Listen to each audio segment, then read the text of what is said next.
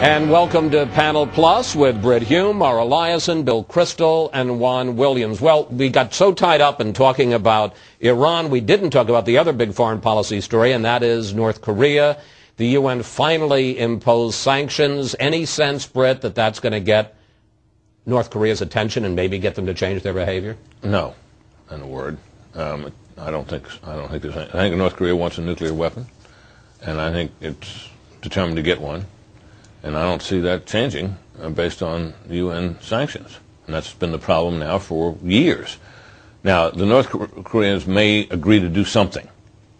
And then we will, and the rest of the world will respond by saying, okay, well, we'll lift this or lift that or do this and do that for you. And then, after a while, they'll break the agreement and go on to do what they want to do, and we'll be in a position of deciding whether we want to buy that rug again.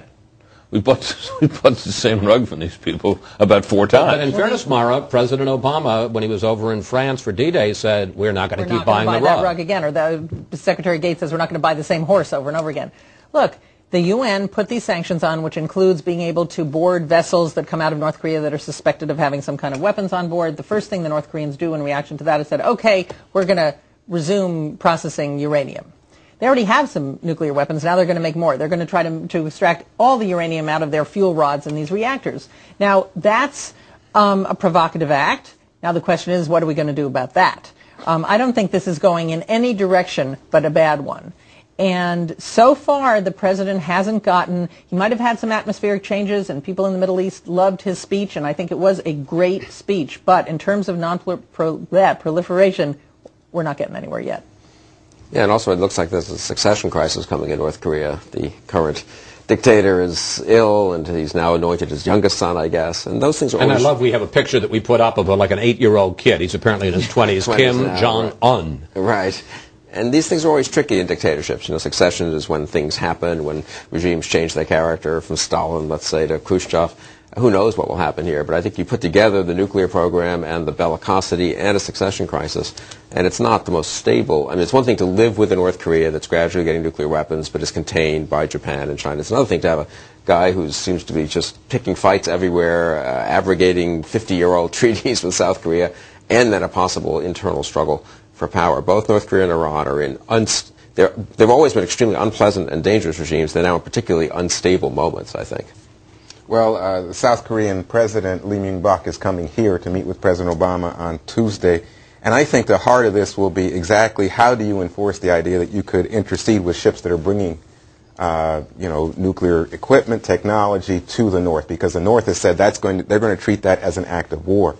The one thing that didn't happen for the U.S. in terms of the United Nations was getting Russia and China to agree that you can act militarily to interfere with with these shipments coming to the North. So it seems to me inevitably you're on a path towards some kind of military response. I don't see how you can avoid it. The question is, who's going to do it? Do you say that's China's business? Because China wants to maintain its dominion as the leading force in that region. So if that's the case, if they don't want the U.S. to intervene, are they willing to take hard steps against North Korea? So far, we don't see any indication of it. So, Brit, do we end up with a nuclear, I mean, to a degree we already have it, but a fully nuclear North Korea, and we're just going to have to accept it? That's the direction in which things are headed. And, as Juan suggests, I mean, the idea that China is going to be the one who intercepts the vessels on the high seas, if that happens, we better check hell that day, because it may have frozen over. That's the weather report, huh? Yeah. I'm also concerned or questioning a little bit, Mara, the fact that the UN resolution says it gives the right for all member countries to interdict these ships, but it doesn't authorize the use of force. How do they think they're going to interdict these ships and board them? Do they think the North Koreans are simply going to say, oh, yeah, coming right on board? That is unclear. Look, the making of a UN resolution is even probably worse than the sausage making that goes on in Congress. This is as best as they could get at the UN. And it's very unclear how this thing is going to be enforced. Even if it can't be enforced, North Korea already took it as a provocative act and responded in kind. I think this is still a problem that is searching for a solution, and we don't have one yet.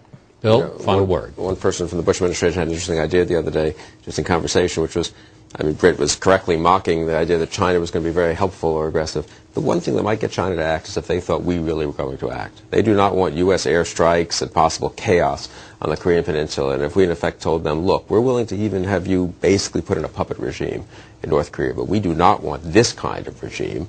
You know, it'd be an unpleasant place if the Chinese run it, but through a puppet. How much more unpleasant could it be? Right, it's going to be less unpleasant, and it won't be dangerous to the world. And if we'll let you act, but if you don't, we'll act. That would be an interesting thing to privately. That would be an interesting thing to say privately to the Chinese. I think the administration might be listening to you. Well, they monitor Panel Plus all the time. Thank you all. See you next week, and we'll see you next Sunday.